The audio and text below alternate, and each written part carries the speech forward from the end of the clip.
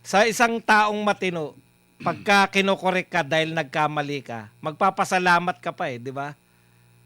Si BBM po, alam na ng lahat ng tao, nagkamali po ng sinabi na nahuli. Kasi hindi talaga nila aminin eh.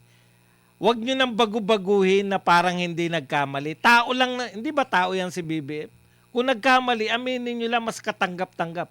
Pero dahil ayaw nyong aminin na nagkamali sa sinabi na nahuli at na-detain sa Czech Republic, naggawa pa tayo ng isang dahilan para pagtakpan yung pagkakamali. Pinadala pa natin kunwari si Bida ron para kunwari makikipagnegosasyon para maiuwi si Saldico.